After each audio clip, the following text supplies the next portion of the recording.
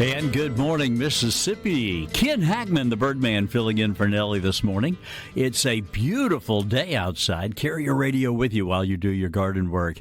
What a wonderful day. Lance, can you give us an idea about what's happening with the weather for the rest of the day? I'll do my best, yes. It will, as going through it during the week, it looked to be spotty and rainy in the southern part of the state, potentially. Northeast part was going to be the prettiest, the coolest, the eastern seaboard of Mississippi. Right. But in the Delta, it's going to be about 50% chance of showers, and it'll be partly sunny and about a heat index value cooking at about 100 degrees. So if you're going to be out, be careful and stay hydrated. Southwest winds about 10 miles an hour.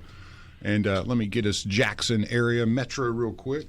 And, so you never know with the summer weather, but I would say chances of showers are about half, 50-50 today. Same around the metro, 40% chance of showers, mainly late afternoon, 1 to 5 range, mostly sunny, 92 degrees. Heat index values a little bit warmer, 103 degrees around here. Wow. 5 to 10 mile an hour breeze. So, again, through the day, potentially some rain. It will have a little breeze. It's been nice.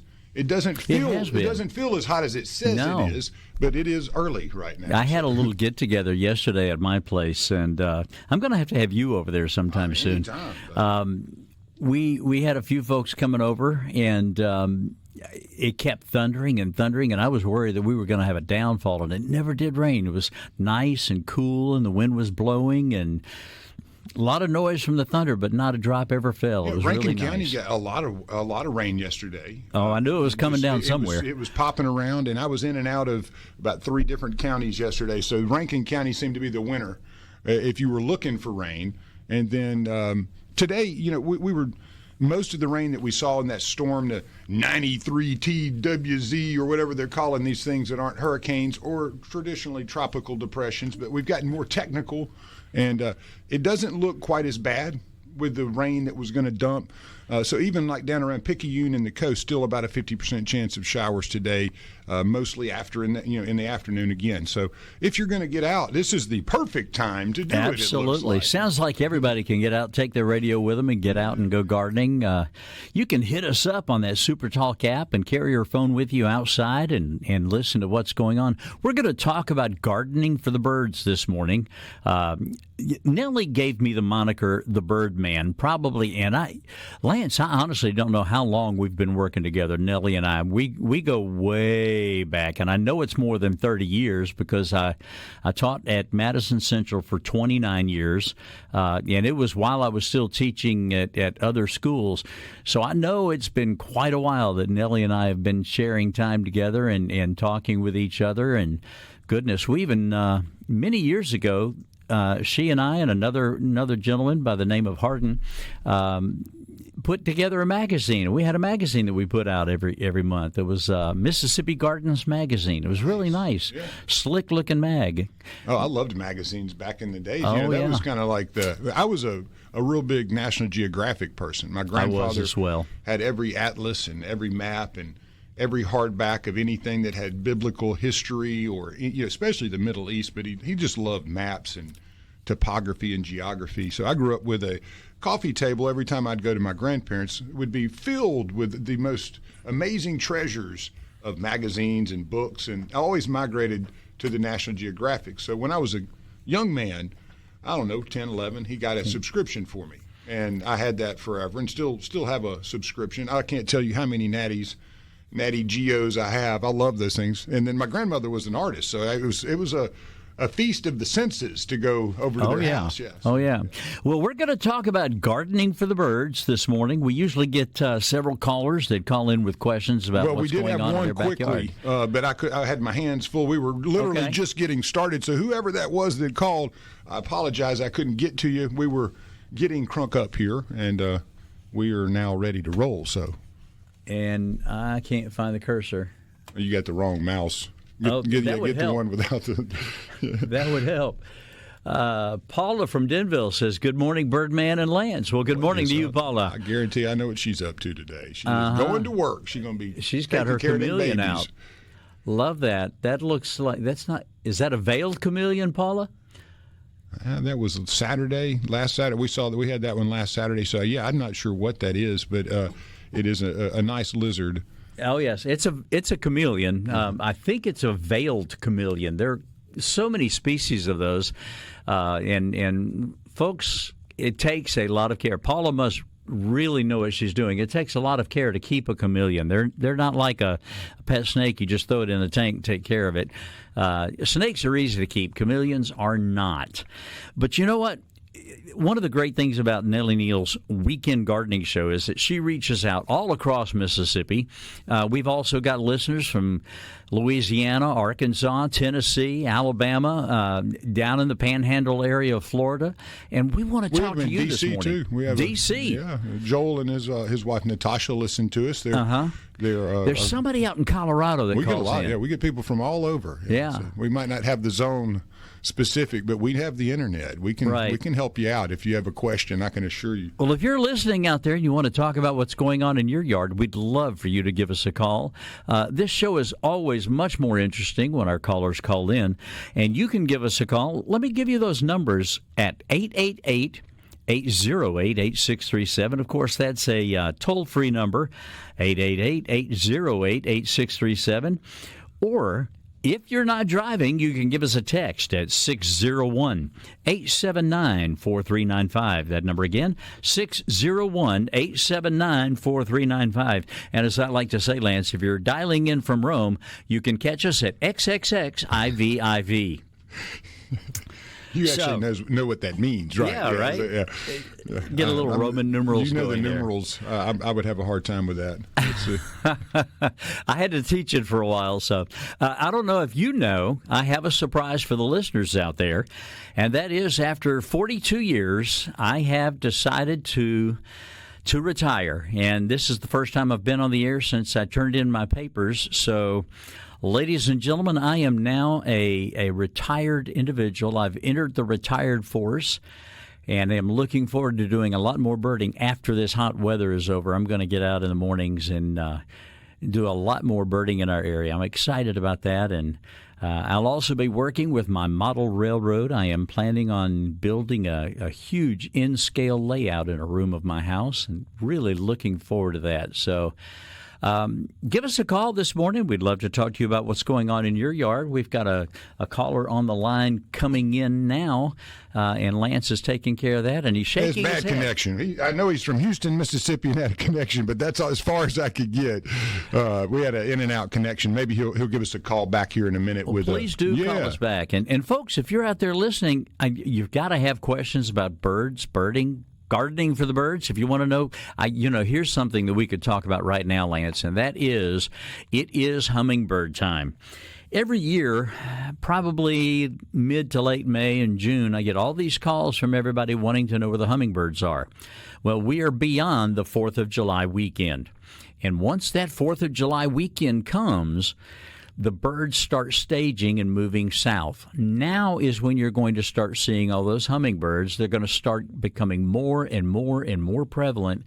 And sometime around the beginning of September, we're going to have a great time through the end of July and into August. And then sometime around the beginning of September, those numbers are going to really peak. I like to say the first weekend, second weekend of September, and they'll stay strong through the beginning of October, and then they'll start to slowly die off. Not die, but the numbers will slow down until we get to around the middle of October, the end of October. And if you see a hummingbird after that, I would encourage all the listeners out there, give Nellie a call, and she can get in touch with me, because we will have some absolutely beautiful hummingbirds come in the wintertime. A lot of folks don't realize we have had over 11 species of hummingbird over winter here in Mississippi. And some of them were so rare that people came from all over the country to see them. We are really a good spot, especially down along the coastal counties, those of you that are listening down there. Great spot for hummingbirds. I've had some ultra rarities in my yard, and my old mantra is, if you build it, they will come. You got to build that backyard up. You got to make it your front yard. It doesn't matter. If you build it, they will come. And the hummingbirds are numerous. Well, we have a great comment here from the 985. I haven't even looked that one up yet, but she says, I've been saving this one for when you came on. My granddaughter is feeding the hummingbirds this spring, and that's the image that we have on the screen right now. Okay. On the television. And so you can see 3 beautiful little red-necked hummingbirds, greenback. Those are ruby-throated hummingbirds. There you go. See, there we. And they are beautiful. Look at that on her hands. You can certainly get them used to coming in. I love the one on the right has his mouth open. He's fussing that somebody's not happy. Somebody wants more food. That looks like a female on the right. Well, you can train any bird to come in and feed out of your hands, just about. There is a photographer out there that I watch on Facebook, and she shoots video of the birds coming in and landing on her hand to feed. And it's amazing to watch all the different species of birds that come in and land on her hand. That is quite a nice picture. There in the 985 zone. I'm not sure where that is, Lance. I'm going to look it up here in a second. Okay. I've got my hands full getting some images up. Paula sent a beautiful little box turtle, and it was funny because, I have a bird dog named Hawk, and he was running around the yard so excited the other day, and I heard something in his head and mouth. He could put a whole goose in his mouth. He's so big. And I heard something rattling around in his mouth as he was running, and he was just so happy about life, as he always is, but he was more exuberant. And I finally got him to come over, and he put this box turtle down in front of me that obviously it was live, and it was shelled up, like scared to death. But right. My bird dog had been running around with it in his mouth, licking it and licking and licking it. It was so wet and clean. I mean, the box turtle looked like it had a shine on it, and he was so proud of himself. So he sat it down. I said, no, we're not going to run around with a box turtle. And so I went and put it on the other side of the fence. And he was so excited about finding this turtle. I think he'd been looking for it for probably weeks. And finally, he was able to get to it because he and the lab had been, they've been looking hard under the woodpile. I think that's where it was. But, man, when he found it, the exuberance of a dog, it's like a child in candy. He was so excited. And I was like, he's got something here. I'm hoping it wasn't a red bird, because he's a bird dog. Now, he chases them. He knows what helicopters and airplanes and rockets and anything that flies. But I was like, man, I hope he didn't get one of those little red birds over there. Sure enough, it had a shell, so we were good. That's good. Yeah. Shells are always good. I tell you, over the years, we've had quite a few. For those of you that aren't familiar with me, I taught zoology at Madison Central High School. I taught there for 29 years. Just completed 42 years in the classroom, and loved what I did. I had a great passion for it. I still do have that passion. It's just physically and the way I taught it was physically demanding and mentally demanding as well. Physically and financially, it was just time for me to step away. I love what I did. I'm going to miss all of my students out there. There's probably a few of them listening. They always like to keep in touch with me and check in on me when I'm on the radio. I'm really excited and apprehensive at the same time about being retired. I can now go bird watching in the mornings. I can work on my railroads, and I have joined, and this is really neat, Lance. I have joined the Madison Beautification Committee, and I have to tell you, those ladies and gentlemen, those of us on the committee, they have worked so hard. Now, I haven't made too many committee meetings because I'm just now getting started. But they have done a remarkable job there in the city of Madison. And I know Ridgeland has done some things well, too, in their little plot. They've got a wildflower garden. But the city of Madison has gone in numerous places throughout the city and put in rows and rows and rows of zinnias. And they plant those and they let them grow up. And then they actually encourage people to come and cut them and have some cut flowers. And really? Well, that's they've even got better. signs up out there in Madison now that say "Time to Cut."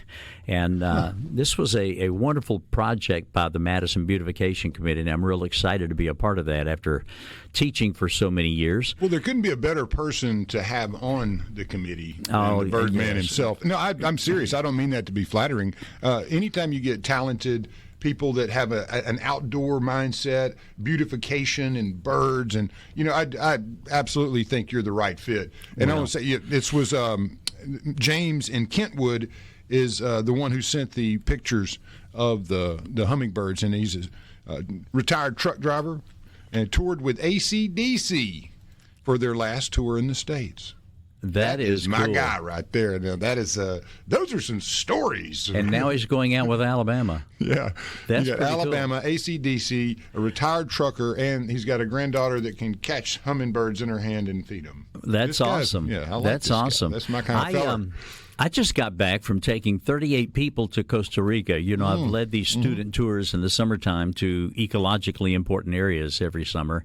And we took 38 people to Costa Rica along with another teacher. Well, there were several teachers along, but my co-group leader was Katie Schust from Rosa Scott High School. And we went to Costa Rica, had a great time, and it turned out that our bus driver, we got to know him really well. He couldn't speak English, but we got to know him real well, and I speak some Spanish. And turned out that he was the official bus driver for Costa Rica's national teams.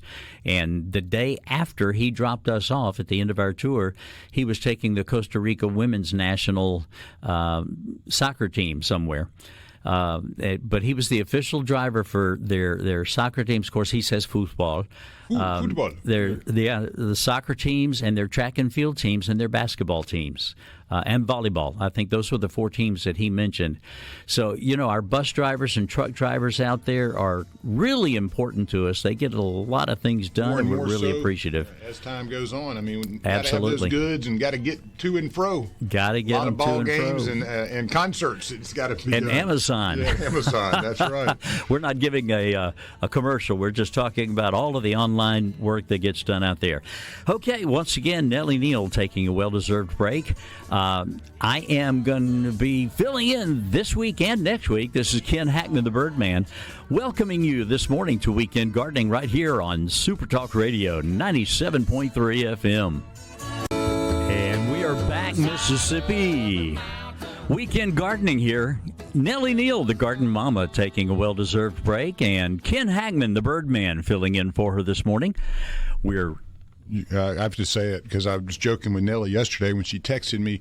She says, not only will Ken be there tomorrow, he's going to be there next Saturday as well. And I said, wow, double birds. Double birds. So we're getting double bird man. And that's good because we hadn't seen you in a bit. Well, it has been a while. I've been pretty busy. But fill us in a little bit because football season's about to start. Normally, you're pretty dang booked up. Well, I so will. What is going to be happening this year? Supposedly, I'm still announcing football this year. Good. I'll be around. Who is your team? Well, so our listeners folks that are out there know that I have been the voice of the Jaguars at Madison Central High School for quite a few years.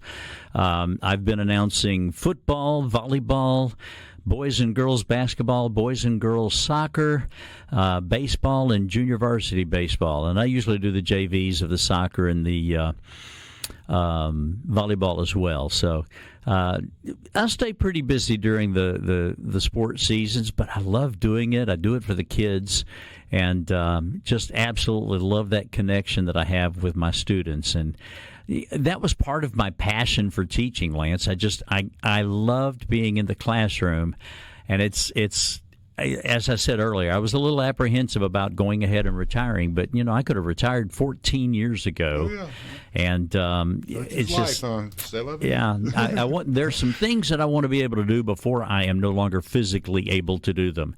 I still have a dream of getting to Antarctica, and I hope that happens. Yeah. I just would go for the penguins. Or not. We do have a phone call from Russ in Clinton, and he has a bird question for the Birdman. Okay. Go ahead, Russ. Good morning. Good morning. I'm in Clinton, and we have been in this same place for 31 years, and I've never had Cooper's Hawks, I believe, is who has moved in.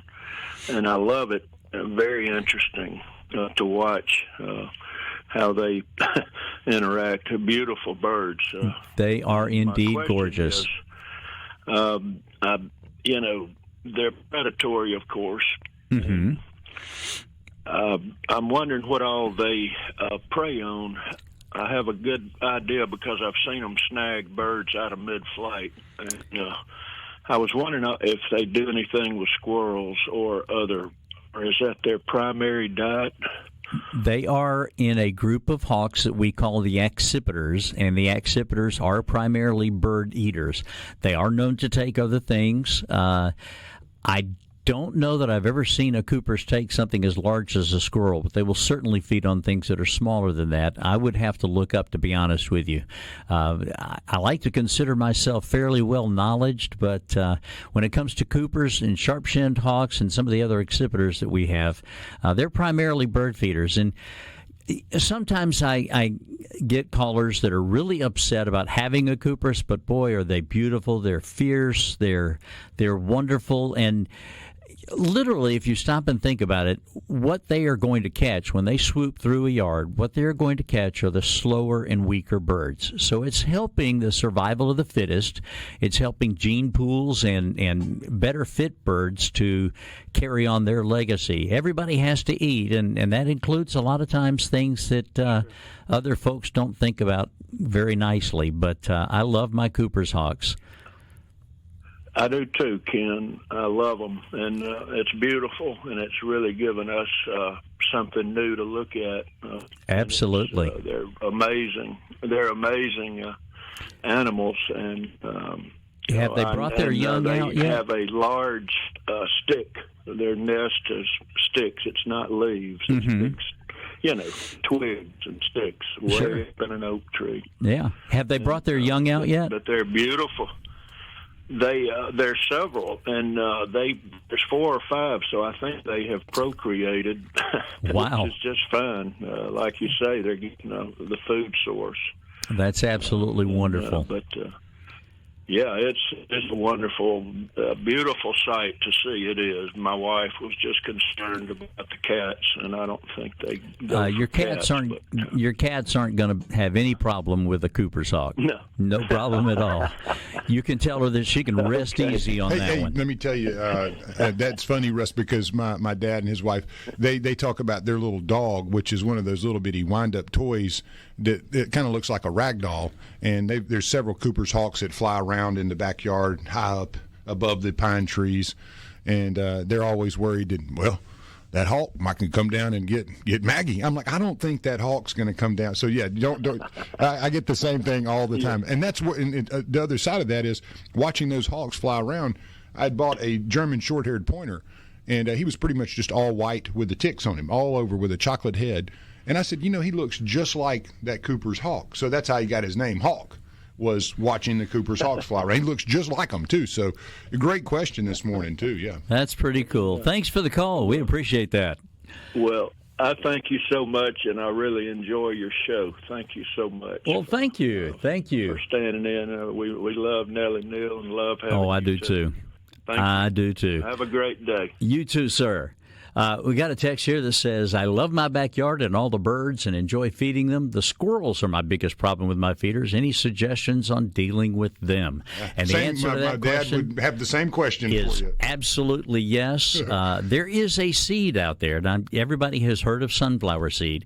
There is a seed out there called safflower. Safflower. I'm going to tell you right up front, it's not cheap, but squirrels don't eat it.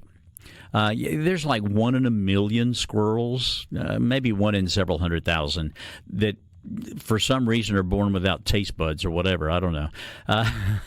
But they won't touch it, and blackbirds and cowbirds and grackles won't eat it either. Any of the icterids, the icteridae are the blackbird family, they won't touch it either. So typically what I tell folks to do is to mix a 50-50 mix of black oil sunflower with the safflower, and fill your feeder up with that 50-50 mix. Do that for a couple of weeks.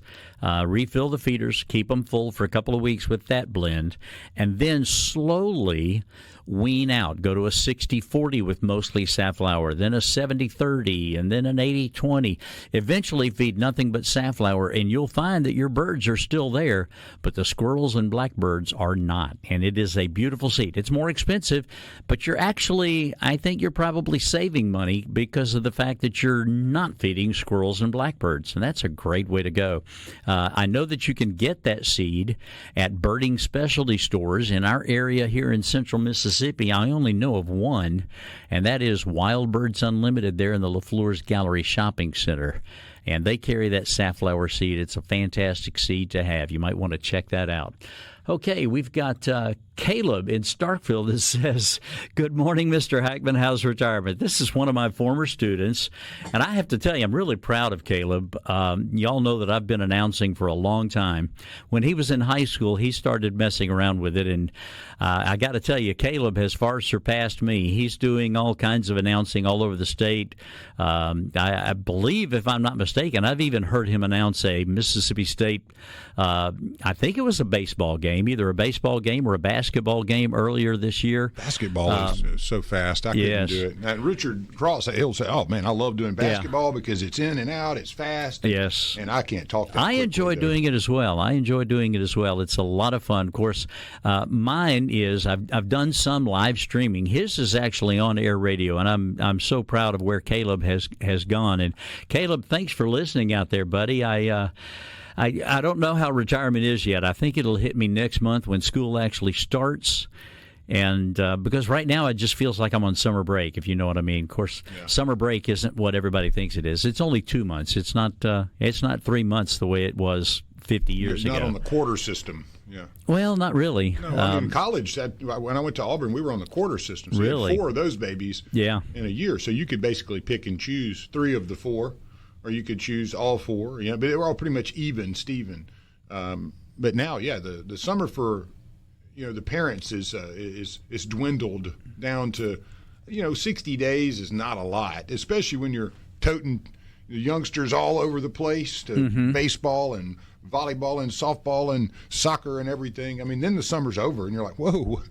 Well, I do have to say that whatever the sport is, I know that Caleb is doing a wonderful job out there. Caleb, I'm proud of you, man, and you have if you ever considered me to be a mentor in any way, you have left me far behind, and I'm very proud of your success and looking forward to hearing more from you. When you get to the majors, let me know, because I fully believe that you'll get there. You've got the drive.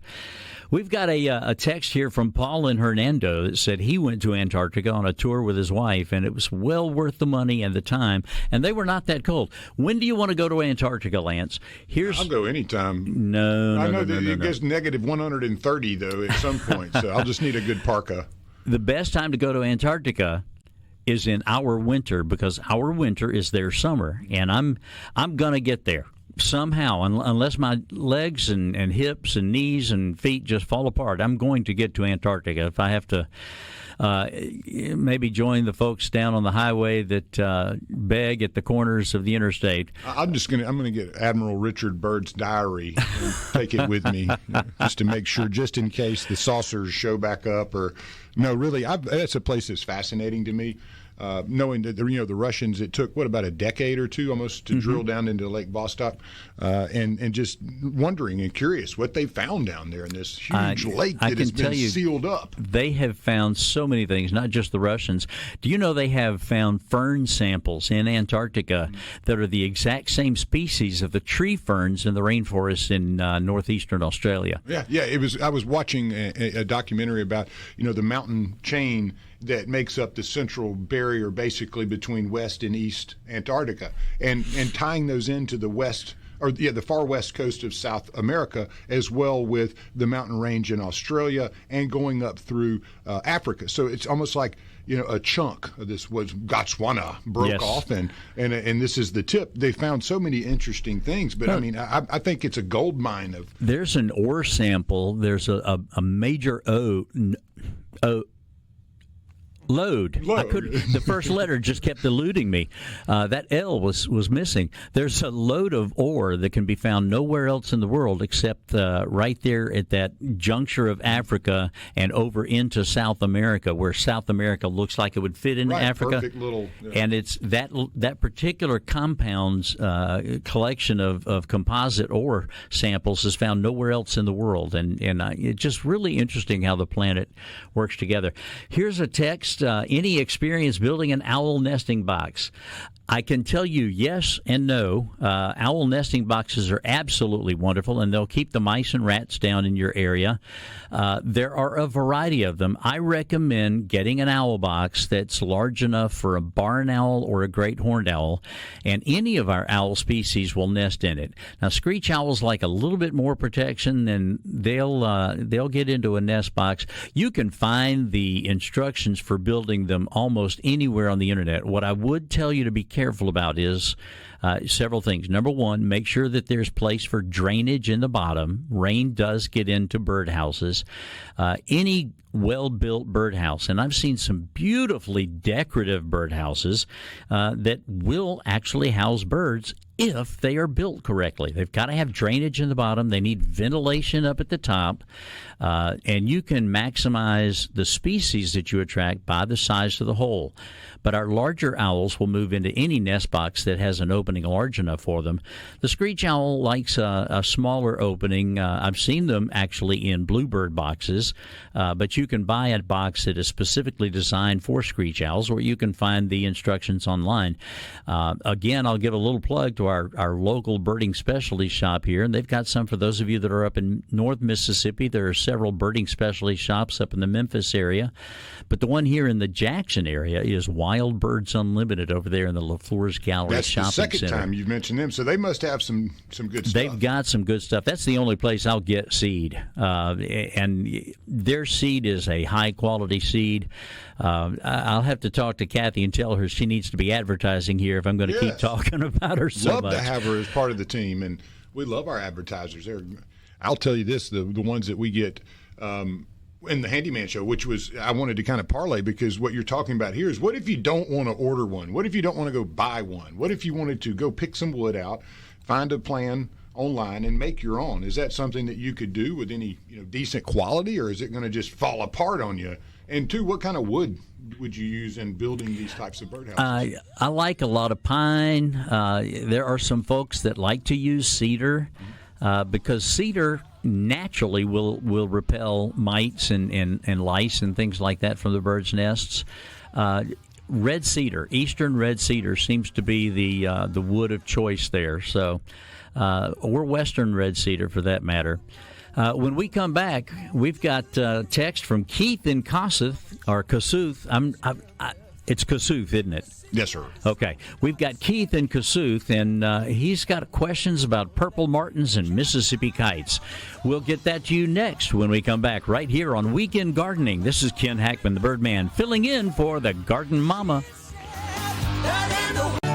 And good morning, Mississippi. We are back here on Weekend Gardening. Garden Mama taking a well-deserved break. This is Ken Hackman, the Birdman. I'll be here with you this week and next week. A rare back-to-back. I don't know that I've ever done that before, Lance. Back-to-back. You've never given double birds before? I've never given double bird, no. I've got my Bird Nerd shirt on. Yeah, I've actually had a couple of people. That's a customized job, yes, by the way. I've actually had a couple of people text in that are watching the live stream and tell me that they liked my shirt. So for those of you that let me stand up. Yeah, I was going to say, please do. I don't know if everybody can hear me. It's got a great horned owl on it. I'm leaning the wrong way. There you go. It's got a great horned owl on it, and the owl has on boots and a hat like I wear, and then binoculars around its neck, and it even has my name down here, Ken. So Ken the Owl. Well, Birdman, wise owl, not so wise owl, I think, most of the time. We've got several texts, and I missed one down there. Keith, I haven't forgotten you, buddy, but I've got another question that came in quite a few minutes before yours did. The text says, "Good morning, this is Mike from Lamar County. Where do the white and tan hummingbirds that you see sometimes in the winter? After that, you don't see them." Now, I have to admit, and I'm terrible. Lamar County is further south, right? Lamar. Yeah. Yeah. Okay. In the wintertime, you're probably seeing buff-bellied hummingbirds, and I don't know exactly. I'm trying to remember exactly where Lamar County is. I'm terrible with where our counties are. Around Hattiesburg, right? Yeah. Buff-bellieds get up that far every now and then, but if you see a hummingbird in the wintertime, it's probably either a buff-bellied hummingbird or a selasphorus bird, usually a rufous hummingbird. Rufus, I like that. Yes, the rufous hummingbird is the one that we see most commonly in the wintertime here in Mississippi, and they are a beautiful, beautiful reddish, sort of a rusty red color with green on the back that just glimmers. It's a beautiful bird. But, it goes back to my mantra, if you build it, they will come. If you don't leave your hummingbird feeders out in the wintertime, you're not going to see any of these beautiful winter hummingbirds. They're here whether you leave a feeder out or not. And a lot of people say, I'm afraid to leave my feeder out because it'll keep the poor babies here. When it's time for a ruby-throated hummingbird to leave, it's gone. They are not going to stay here. They fly like a bird. Yes. Day out. They're not going to stay here unless they are unable to make that flight. And if they're unable to make that flight because they're weak or sick or ill, they'll stay. And that's when we have a ruby throat stay. But almost 99.9% of the time we have a hummingbird after the beginning of November, it's going to be a rufous hummingbird or a buff-bellied hummingbird or one of the other 9 species that we've recorded here in Mississippi. And we've had some absolutely stunning hummingbirds here in Mississippi, and they're fantastic. The rest of his question deals with whippoorwills. Well, if you're in Lamar County, yeah, Chevy whippoorwill. Chase thing with that, yeah. Whippoorwill. No, that's Three Amigos. I'm not sure. Yeah, he's walking around. Is Steve Martin walking on the top of the concrete thing, and they're trying to break into the studio to get their clothes back, and whippoorwill, whippoorwill, whippoorwill. Well, if you're in Lamar County, and we've established that, while I wasn't exactly sure, it is to my south. If you're in Lamar County, you don't have whippoorwills down there. You have what's called a chuckwill's widow, which is very closely related. And I do a poor rendition of the call, but if you will listen to it, instead of whippoorwill, whippoorwill, it'll be more like a whittle, whittle, whittle, whittle, whittle, whittle. And I could pull up the app and actually play the two of them for you. It is possible to hear whippoorwills during the April time when they are migrating north, and I have heard them in central Mississippi. But once that April period of migration is over, you're not going to hear whippoorwills anywhere in Mississippi except possibly the far northeastern corner. And they just don't stay this far south. We have the beautiful chuckwill's widow, which looks very much like it. And for those of you out there that are familiar with the common nighthawk, or as my grandfather called them, he lived in the country, he called them bull bats. They come out at night. They're very common feeders. People see them diving, and they roar when they dive after insects. People call them bull bats. The common nighthawk, the whippoorwill, and the chuckwill's widow, along with the common parake, the poorwill, and the lesser nighthawk, the Antillean nighthawk, all a group of nighthawks, buff-collared nightjar, all a group of birds that we have here in North America that we call goat suckers.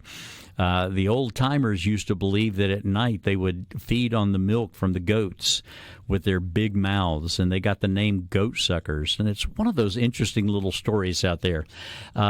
They love pine stands, Mike, I'm sorry. They love pine stands. And if you haven't heard them, it's possible. There are several factors going on. One, they need a mature pine stand.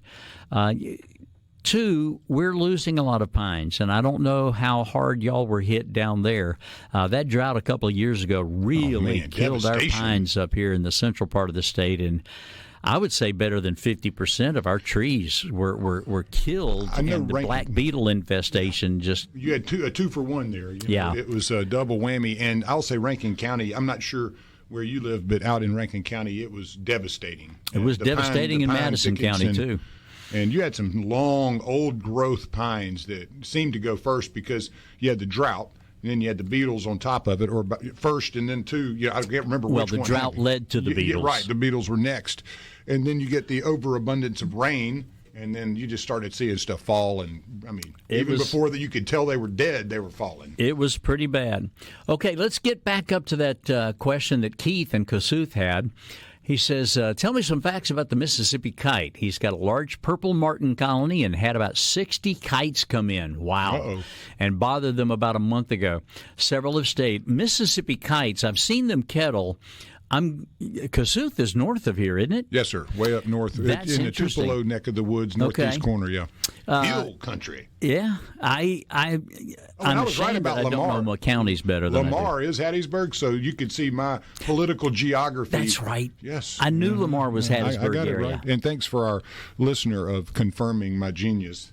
I always like confirmation of these things. I love confirmation. It helps out. That's why I miss playing Name That Bird. We haven't had a caller the last couple of times I've been, and we haven't had a caller. The one that at night sits next to your house and just makes a racket, and nothing else is awake, or it's early morning, and that bird, is that a mockingbird? Northern mockingbird. Yeah. It is indeed. What are they doing at that hour, and why? And again, I'm not annoyed. I'm curious. What is their reasoning behind being the early bird? To talking. They're very talkative. I'm not exactly sure what the evolutionary reason is, but while they're singing at night, there's not much else singing other than night birds. Yes. So it's probably an advantage evolutionarily, and I will go back and read on this because I'm not 100%. It's probably an evolutionary advantage for them to sing at night and attract mates when nothing else is singing. Mm-hmm. So it makes them easier to be heard, yeah. And it's usually only for a few weeks early in the summer. Yeah, you don't hear it all the time. There's certain conditions. Just a few weeks. I'm pretty sure that's the reasoning for it. I'll go back and read up, and I'll have that answer when I come on next week. I had one up in Oxford. Yeah, I had one in Oxford years ago, and it loved that time. Yes. And I would be laying in the bed, and for weeks it would be like, all right, guy, come on now. What are you doing? But I loved, after a while, you get used to it. You're like, that's my bird, man. I love this guy. Talking about the Chuck Will's widows that the guy had down in Lamar County, I tell you, he should sit and camp out underneath a branch that has Chuck Will's widows on it. Keith in Kossuth, those kites, I've never seen 60 of them at one time kettling.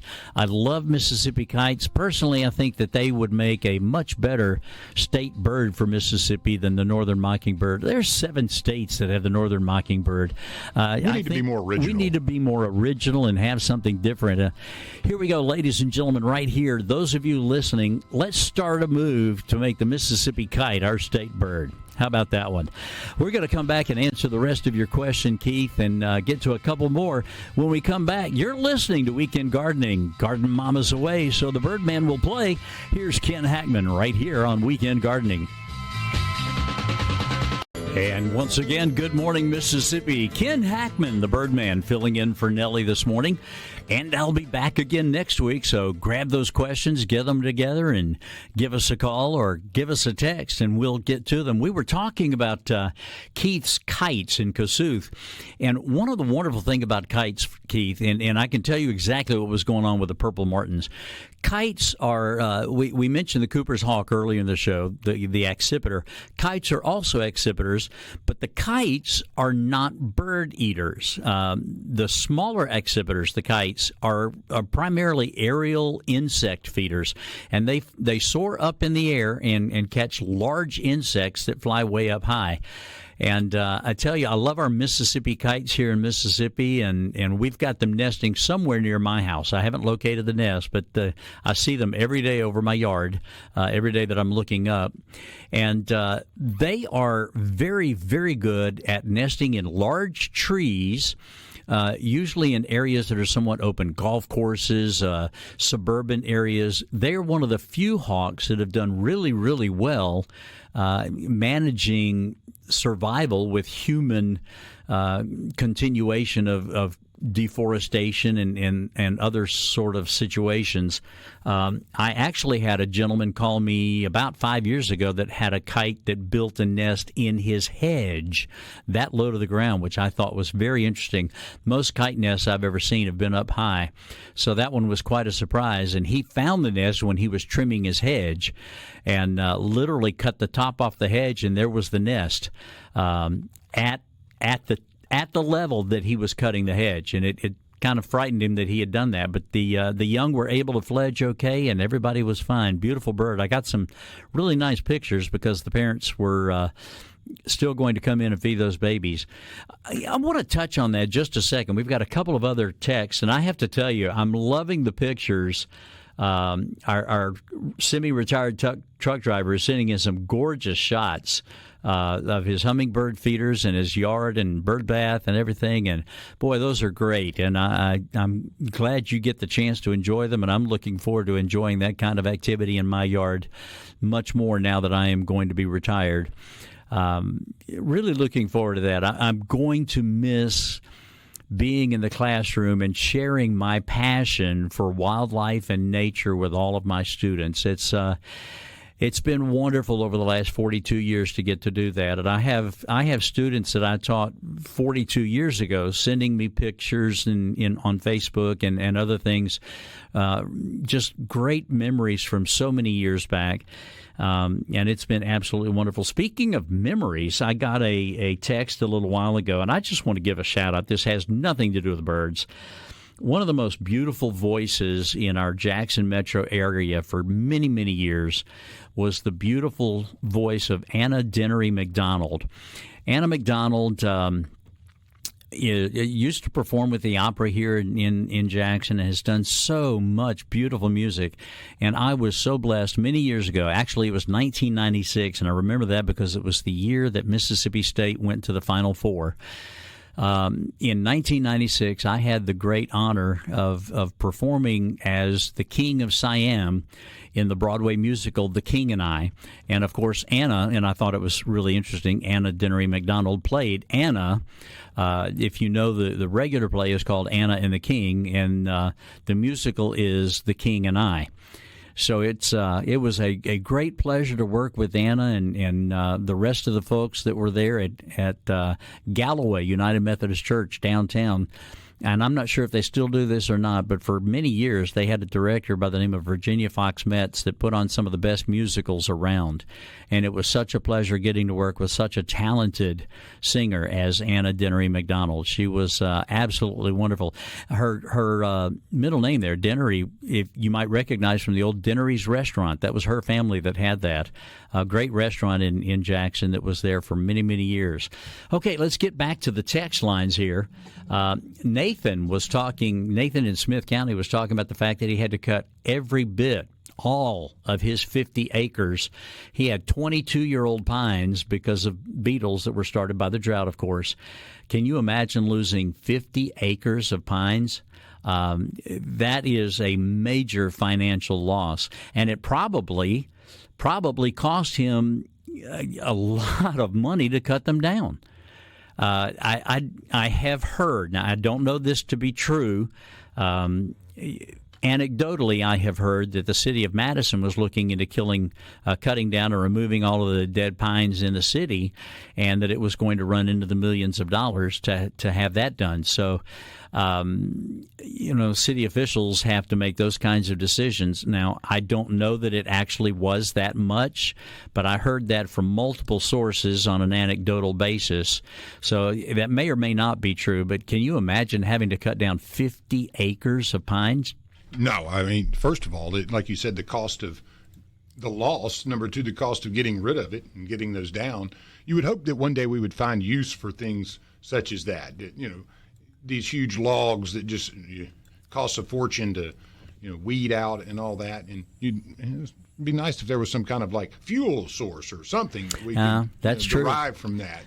Pine can't be used to cook over, not on an open flame anyway. Sure, but it sure does have a lot of sap in it. If you want to do an outdoor yard fire, barn that's fire, the best. Absolutely, so they are great. With all that glue in it, that it would be some type of potential for, like not charcoal or anything, but something that you could use, in a fire creating or pellet, something like that. I don't know. I mean, I know you can't cook with it, but there's got to be some other industrial use. Sure. That doesn't require you to eat it. You just need heat.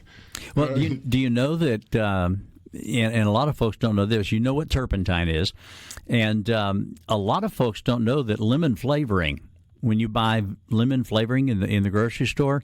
I don't know if it still is, but my botany textbooks that I taught out of for years and years and years, as of about 10 or 15 years ago, lemon flavoring was made from turpentine. It had turpentine in it, which is completely safe for us to take in. It's a natural product, but I found that very interesting when I first read it. It does a good job of getting rid of paint too, and appropriate, absolutely. But yeah, that's interesting. Do you know that we got the idea for chewing gum from native peoples, indigenous peoples chewing the sap from various trees? Okay. Here in North America, it was primarily pine, but in Central and South America, it was the chicle tree, which is where we had chiclets. You remember the little chiclet gum squares? I lived in Mexico for a bit, and man, those little chiclets down there, those were great. Yeah. Oh, I loved them. We used to have them up here. Yeah. We've got a wonderful text here from Katie down in Long Beach, and Katie says she works in retail and corporate sales, and they're. Oh, that was from last time. That was back from August 17th. She's talking about the Arboretum and concerts back then. Today she sent a beautiful photograph of a it's a black-chinned hummingbird that was caught and banded in Long Beach last winter. Another example of one of those many species of hummingbird that we have. And a black-chinned hummer, the gorget feathers of most of our hummingbirds appear black until the sun hits them. The black-chinned hummingbird actually has a bit of an iridescent purplish green to it when it hits really well. It's not as easy to see as the rosy red of the ruby-throated hummingbird, but we've had blue-throated hummingbirds in Mississippi. We've had broad-tailed and broad-winged and broad-billed hummingbirds. Just some of the most beautiful birds you can imagine have been found right here in the state of Mississippi. I was once way down in South Texas. I had a group of 9 students with me, and we were birding down in South Texas right along the Rio Grande River, and we were actually camped out at Benson Rio Grande State Park, and I loved to call my wife every night while I was away. I still try to keep in touch with her as much as I can anytime I'm out of town. I love my gorgeous wife. We were in South Texas, and I talked to my wife, and she said, Jean called and said something about a hummingbird with a white ear. And immediately I knew she was talking about a white-eared hummingbird, and there was a white-eared hummingbird somewhere in Mississippi. So I said, I love you. Can I go call Jean? And that was the shortest conversation I think I've ever had with my wife. While I was out of town anyway. And I called Jean, and it turned out that there was a white-eared hummingbird down in Gulfport, and that bird was the only one that had ever been seen outside of the state of Arizona. Wow. Ever. At that time. Catch a ride? Well, here I was with 9 young men camping out down in South Mississippi. They were students of mine, sort of a bird-watching outing. I've had some great bird-watching students over the years that really got into it, and we're down there. And the guys saw the look on my face when I got back because we had just gotten down there, and I didn't want to cut the trip short or say, hey, guys, can we go home? So I went back, and one of the guys said, Mr. Hackman, what's going on? And I said, well, there's a white-eared hummingbird in Gulfport. And they said, is that special? Well, it certainly is. Told them I'd never seen one. That would be a life bird for me. And a little while later, we turned in, went to sleep and everything. And somebody came and scratched on my tent and said, hey, Mr. Hackman, can we go see that bird? So we had just gotten there. We drove all the way to Gulfport. That's about a 16-hour drive. Drove all the way to Gulfport and got there half an hour after the bird was last seen. So we missed it. We did not get to see it. I got to see it later in Arizona, that species, but we drove that far and missed the bird. So what did the guys want to do? They wanted to turn around and go back to South Texas. So we had a great time, and it was a wonderful trip. A lot of good bird watching. That picture that was sent by Katie, how do you catch a hummingbird in your hand and hold it like it's a little well, I've been involved in that for many years. I used to go out with Bob Sargent, who, and I'm not joking, literally wrote the book on hummingbirds. If you look up the ruby-throated hummingbird on Amazon.com or any other book dispensary online, hard to find in the stores anymore, but if you look up The Ruby-Throated Hummingbird by Bob Sargent, Sargent, Bob Sargent. And I used to go out with him and go banding with him here in the central Mississippi area and down along the Alabama coastline area. And we would capture these things. Bob built a trap, and he would hang the feeder in the trap, and he would hold the door was being held open by fishing line, and he'd sit 50 feet away with 50 feet of fishing line holding onto that thing that was held up, and the birds would fly around the hummingbird feeder. You put it where the hummingbird feeder usually is that the bird comes to, and you hang the feeder inside the trap. He would mount it up on a tripod or hang it if that was the appropriate place. And as soon as the hummingbird figured out how to get into the feeder, he just lets go of the line and the trap door would close, and then you reach in and you take out the hummingbird and band it. There are also mist nets that can be used to catch hummingbirds. I had 2 calliope hummingbirds, which are absolutely stunning. Had 2 calliope hummingbirds in my yard one year, and Bob came up and we set up mist nets and a trap, and he confirmed they were calliope hummingbirds, which is what I thought, but we were never able to catch those 2 suckers. And we did catch a ruby-throated hummingbird that winter, which was unusual to have a ruby throat that far north in Mississippi during the wintertime. So you never know what you're going to have, and there comes my mantra again: if you build it, they will come. It's important to keep those feeders up and really, really, really take a look at what's going on. My question for you is, I haven't seen you in a while, and going with bats here. Oh, yeah. Love my bats. Yeah. So if you're going to build a bat house, or you want to put one, you said always you want it back away from light, kind of off the property a bit, and because I've seen the mosquitoes frequently this year. They've been extremely heavy with the dampness, and I know bats eat millions of those mosquitoes. Well, a single little brown bat will eat 7,000 mosquitoes a night. Mm-hmm. And the typical bat house will house 300 to 500 bats. So I want you to think about 500 bats eating 7,000 mosquitoes a night. Mm-hmm. Do that math real quick, and you're looking at an awful lot of mosquitoes being eaten. I have a soapbox here, and you are close to getting me up on my soapbox. No, I like the soapbox. Everybody doesn't agree with me, but I will tell you that every biologist I know agrees with me, and that's the fact that our municipalities and counties and even state government, quite a few years ago when the West Nile virus started popping up, spraying for mosquitoes just exploded. Municipalities and towns all over the state started spraying for mosquitoes much more than they had in the past. And that has done quite a bit of damage to our native predators of mosquitoes. Dragonfly numbers are down. Gambusia, the little mosquito killifish that live in the creeks and ponds, their numbers are down, because what's happening when we spray for mosquitoes, we get a knockdown rate of 40 to 60%. And that 40 to 60% that survives, the opposite of the other 40 to 60%, are then carrying that toxin around in their body. And when a little brown bat eats 7,000 mosquitoes in a single night, he bioaccumulates all of that toxin, and we're killing the bats. We're killing the dragonflies. We're killing the frogs and toads that would eat these things, and we're killing the gambusia that eat the larvae in the water, and spraying cancer-causing agents into the air that we breathe. And that is one of my huge soapboxes. I've talked to people that run these mosquito companies and spray, and of course that's how they make their living, and they want to deny that there's any danger of spraying those chemicals in the air that we breathe. But I tell you what, we are doing several things that are increasing our cancer rates in our country. I know that everybody gets onto that, well, you might as well enjoy life, everything causes cancer. But it doesn't have to. It doesn't have to. I like to drink my Cokes out of a can instead of out of a plastic bottle. Coke has acid in it. So does tomato juice and orange juice and all the citrus juices. And you think that acid doesn't do something to the inside of the plastic bottle? And plastic's made out of oil.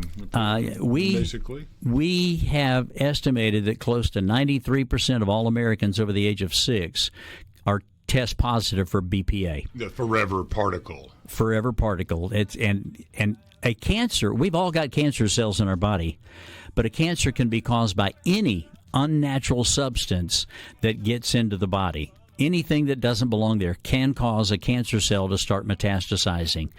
And I'm just, it's one of my soapboxes. I'm tired of chemicals and preservatives and additives and plastic, and I would love to move away from all of that. If I could. I try to buy everything I can in glass or paper, whatever. It's kind of hard to go get that steak and have it wrapped in paper these days. We'll be back in just a little bit, ladies and gentlemen. This is Ken Hackman, the Birdman. Call us if you have questions about birds or gardening for the birds at 888-808-8637 or text. Lance and I are both dancing. Lance behind the glass and me behind the microphone. Good morning, Mississippi and surrounding areas. We've got listeners from all over the country, especially now that we've got that live stream going. For those of you that are checking in on the live stream, I'm wearing my Bird Nerd shirt. This is Ken Hackman, the Birdman, filling in for Garden Mama. Nellie Neal is taking a well-deserved break. I have no idea where she is, Lance, and I'm just happy for her wherever she is, that she has a chance to have a couple of weekends off. And I'm excited to be filling in for today and next Saturday. Always enjoy coming into the station and getting a chance to talk to our listeners out there about what's going on in their yards and birding. We've got a comment that somebody came in here. Oh, who was it? It was Liz. Has pointed out, and this is very true, mosquito spraying kills fireflies too, and that's something that a lot of people don't realize. If you wondered where have all the fireflies gone, get out into the country somewhere where they don't spray for mosquitoes, and you will find your fireflies. They're still around. They're just elsewhere, and I'm just a big proponent of doing away with all of that. Oh, beautiful. There's a nice picture. I can't quite... It's a hawk up on top of a stump. Or a stump, yeah. Telephone pole. Oh, and he's being mobbed. He's being mobbed. That's a very common practice. Who is that? I don't see a name. Oh, that's our retired truck driver, semi-retired truck driver. Hawks are often mobbed by things, but where were we? We were talking to Nathan in Smith County. I'm sorry, Nathan. I'm severely ADHD, if you folks haven't figured it out. And I'll be popping here and there and everywhere. Nathan says he's got a lot of bats. This was the gentleman that had to cut all 50 acres of his 22-year-old pines. He has a lot of bats in the area, and mosquitoes are very rare in his area, he says, and that's because of the bats. He also has chimney swifts. That's SWIFTS. A chimney sweep, and I hear this from people all over the state. Most everybody calls them chimney sweeps. A chimney sweep is someone that comes and cleans your chimney with brushes. A chimney swift is the bird, and they are very swift, and they eat a lot of insects, and they are flying around a lot at dusk. They do take in a lot more mosquitoes than purple martins do. Everybody loves their purple martins, but actually purple martins only eat about 3% of their diet is mosquitoes. I love purple martins too, and I'm happy to see people put up birdhouses for them and gourds and whatnot. But the chimney swifts do a really wonderful job, and the chimney swift is a story that is really a sad one here in the country. When Europeans first came to North America, there was this vast forest east of the Mississippi River. Most of the eastern half of the United States was covered in a great, huge forest. And as we cleared it and cut down all the timber, all the virgin timber from the eastern half of the U.S. is gone. In those virgin timber stands, there were a lot of hollow trees. And chimney swifts traditionally and naturally would nest in those hollow trees. Well, by the time John James Audubon got here, most of the chimney swifts were nesting in chimneys in colonial America. And that's how they got the name chimney swift, because Audubon found them all nesting in chimneys. And that was how they got their name. Sadly, because people don't like hearing the chirping in their chimneys, most people are now putting caps on their chimneys, and the chimney swifts have even fewer places to nest. So there has been a move nationwide, and I have been responsible for getting others to build chimney swift towers. In fact, during my years at Madison Central, I was able to get 3 different Eagle Scouts to build chimney swift towers on the campus at Madison Central High School. And those provide nesting places for chimney swifts, and each tower will only house one pair of chimney swifts. In a single chimney, only one nest will be built. Now, in the fall, when they're coming back south, getting ready to fly south for the winter and head across the Gulf, then they will roost in chimneys by the hundreds. And if you've never seen a chimney swift tornado, you are really missing out. It's something to see 100 chimney swifts flying in circles, and they'll get tighter and tighter and tighter, and that tornado just kind of whirls around, and then flying at full speed, and I don't know, 30, 40 miles an hour, they just all at once just disappear into the chimney. And it's a sight to see when 100, 200, 300 chimney swifts all descend into a large chimney like that. I've seen some videos like in England where you have the old brick towers that are chimneys, and you'll see the swirl and them go in there. But every time I think of chimney sweeps, I think like, "Hello, governor," like some Hello, dude. governor. Hello, governor. That's from Do you need your Mary chimney sweep? Poppins. Yeah. That's always what I think of. That's what a chimney sweep is. The chimney swift is the bird. Is the actual bird. Okay. Hello, governor. You need your chimney sweep. Yep, I love those chimney swifts. Corinne in Jackson says, "Good morning. This year when my bluebirds landed on my bluebird box and were trying to build a nest, house sparrows kept chasing them away. I even witnessed a mid-air fight between the sparrows and the bluebirds. This territory battle went on for several days, but the sparrows won. I removed 4 or 5 of their nests from the box. No eggs yet laid. And I will do that, Liz. Corinne, I'm sorry.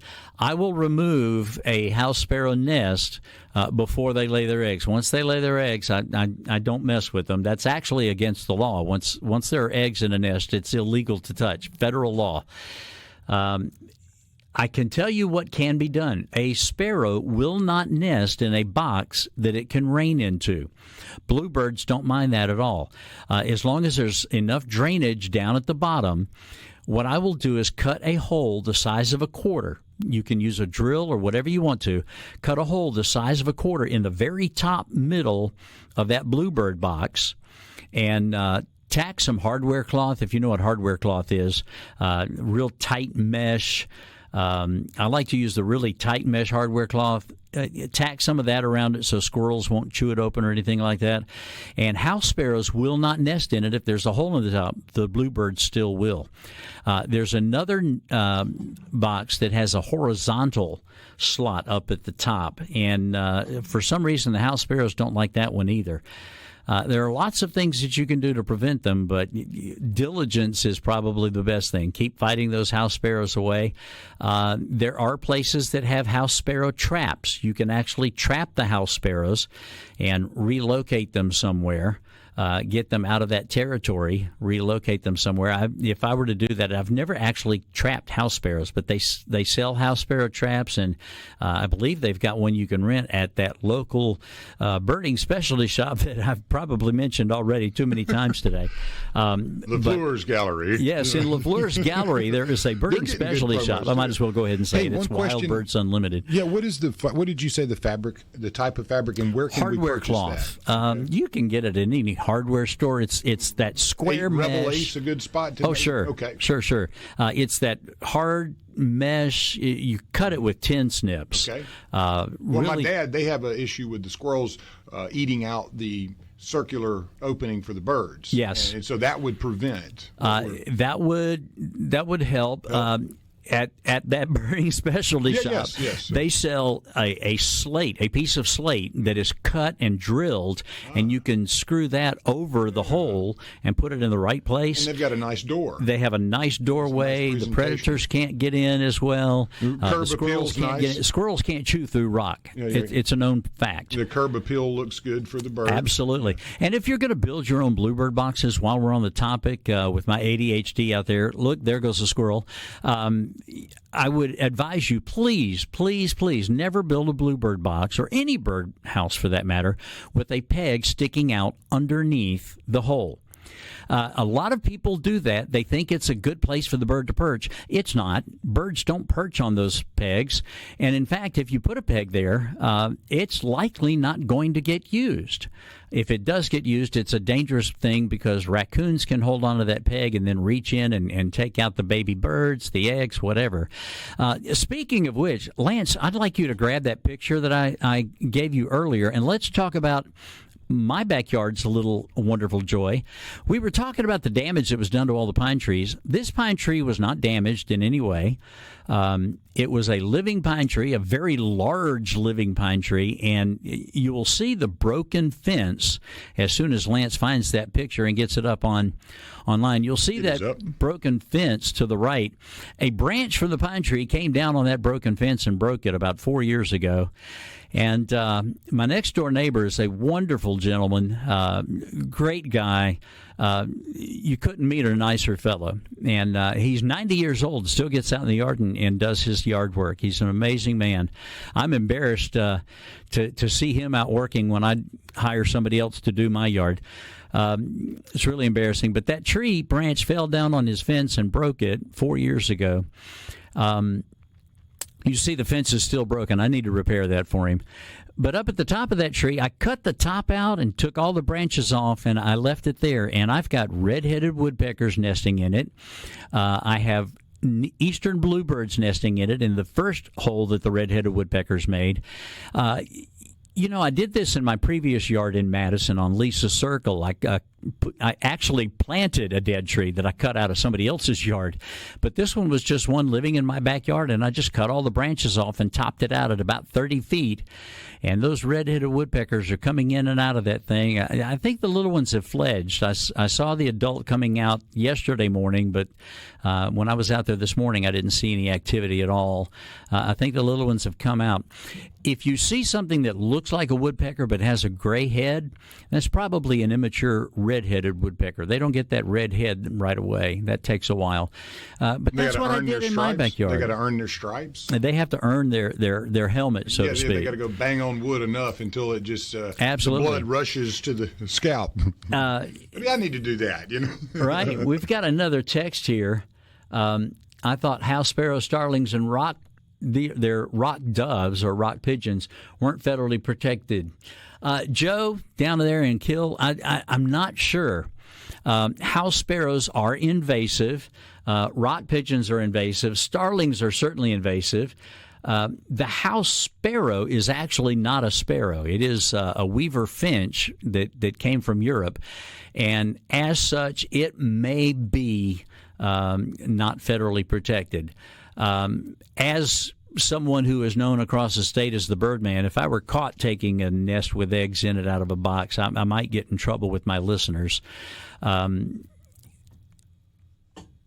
That's about all I'll say. Hey, Agent Starling was federally protected. Yes, Silence of the Lambs. Right. Now, I wanted to ask you, Starling. Why would Agent Starling have been given the name Starling? What are the characteristics of starlings that make it so? Well, you said invasive. So what are some other things that would? Starlings worldwide are actually beautiful birds, and if you look at the colors on a European starling in the sunlight, they are magnificent. They're really beautiful birds. I can't stand them. I call them tree rats. I really don't like starlings myself. I have listeners and friends that love them. Starlings are often the birds that you see creating the murmurations out above fields and whatnot. They take away bluebird nesting cavities and chickadee and nuthatch nesting cavities. They've really caused a lot of trouble across the country, and the person that called in here from the 228 or texted in is absolutely correct that they are they're not federally protected in my opinion. I'm pretty sure that he's right about that. I know that the starling is not, and I know that the rock dove or rock pigeon is not. That name is bounced back and forth, and let me pull up my Sibley. I'm getting questions on my phone here. And blowing you up. Absolutely. Keith from Madison wants to know if there's any information on building your own chimney swift tower. Keith, I am personally, since you and I know each other, I am personally going to bring a copy of the book to you so that you can get the information. There is a wonderful book that anybody can purchase online on how to build a chimney swift tower, and there are different ways to do it. There are schools now, and I've seen one picture of a school that built one that was something like 100 feet tall. It was just a massive chimney that they built attached to the school somewhere up in the Midwest. And they had a door in the bottom so that students could go in, and there was light switch. They could take a look at what was going on. Pro job there. Yeah. That's a school district that was really investing in not just their students' education, but investing in the future of a species here in our country, despite the fact that big, huge chimney would only hold one group of nesting swifts every year, but it'd be a good host place. We got a couple of more texts to get to. We've got one more segment to go here on Super Talk Radio. This is Ken Hackman, the Birdman, filling in for Garden Mama, and we'll be back after just a minute here on Super Talk Radio. Give us a call. And good morning. We're back for our final segment here on Weekend Gardening. Garden Mama Nellie Neal is away. Ken Hackman here, the Birdman, filling in. We're going to talk about gardening for birds, or we have been for quite a while. We've been talking about bats and mosquitoes, and the current population seems to be chimney swifts. I've got a caller here that thought that, or a texter, I guess I should say, not a caller, that thought that they had chimney swifts nesting under their porch. They're more likely to be barn swallows, and I would encourage that listener to go out and look that up. Google barn swallow on your phone or on your laptop and check and see if that's what you've got. And then I've got Mara in Madison, who says the past 2 years her bluebirds have laid eggs, but the eggs didn't hatch. Mara, I would ask what kind of bluebird box you have. If there's not enough ventilation up in the top of that box, we are having, and I don't want to get into a huge argument or confrontation with anybody. Everybody knows it's getting warmer. Everybody knows it's getting hotter. And the hotter it gets, the more important it's going to be for bluebirds and their houses to be put in locations where they're not going to be overheated. First, they need to have enough ventilation in the top. Bluebirds do like to be out in the open, but as long as the nest box faces the open, the box itself can be in the shade. Some of the best nest boxes I know of are mounted on pine trees under the shade of the pine tree facing an open area. They like to have an open area of 20 feet or so, at least 20 to 25 feet in front of the box with no obstructions in front. And that's so when the little ones get up and leave, or when they approach and come and go, there are no obstructions for them to have to worry about. They love to zoom right in and hop right into that hole. So, Mara, if you will rethink where it's located, or check to see that it's got enough ventilation up at the top. A lot of people build wonderful bluebird boxes, and they'll check on the size of that opening, but they don't necessarily think about the drainage holes that need to be in the bottom of it, or the ventilation areas that need to be in the top. So check that and see if that will help you out. Good to hear from you, and yes, go Jags. Hey, one question for you. My papaw was a absolute lover of martins. Now, I know that you get the sound and they're birds, and you have the gourds, and it was a process, and he loved it. And we had gourds for years, and they were farming folks. So I imagine these were gourds that they had brought from the farm and hollered out and hung. But those were his cherished prizes. Oh, yes. So what is so important, or what is so lovable? And I think they're cute as they can be, but what is it that makes the martin such a desired bird to have? And why would you want it around? Well, because they fly around all day long and feed on insects all day long, aerial insects. They're aerial insect feeders. All of your swallows and swifts are. They feed on insects in the air. There is a misconception or a misperception that martins eat a lot of mosquitoes, and they just don't. They eat a lot of insects, yes, but mostly no mosquitoes because they're out during the daytime. Okay. And they go to roost usually before the mosquitoes are very active. Studies have been done, and about 3% of a martin's diet is mosquitoes. That means 97% of what There's they other eat has stuff. nothing to do with it. Well, and But if you, I guess farmers and folks out in Makes total sense. and I'll tell you, if you think about They it, were right next to the garden, which at that time was not a farm, but it was more Right. like a half-acre nice garden that had everything that they had grown in much more bulk. Uh-huh. But that, I guess, that was the protector of of the figs, of the apple trees, of the garden, because he loved them. a lot of people don't like having barn swallows under their porch, but I will tell you that most farmers, especially your livestock farmers, absolutely love having purple martin gourds or purple martin houses and barn swallows everywhere because they eat flies. And everybody knows that flies cause a lot of problems for livestock. Yeah. So that's probably where a answer lot to of my that got question. started, and people really do have this misconception that purple martins eat a lot of mosquitoes. If you want to get rid of mosquitoes, put up a bat house. Bats. That's the way to go. And again, we've got to stop spraying. And I know that there are people out there that make their living that way. And I'm sorry, but the way I look at it, and I may get a lot of feedback on this, and I'll take whatever is coming. The way I look at it, we were not required to make sure that every blacksmith that existed in the 1800s could continue being a blacksmith. And I think there are some jobs and some careers out there that need to fade into the distance and find another way to make a living, sadly.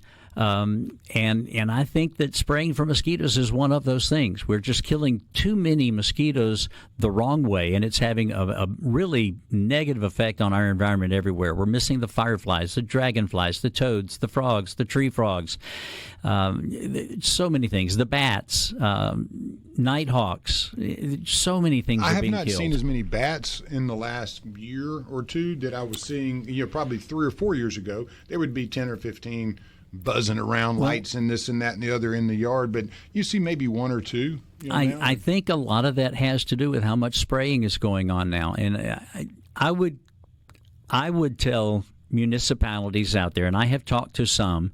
I don't want to make any declarations of what communities. I have been consulted or asked to consult in several communities about things, and I've made the comment that they needed to stop spraying.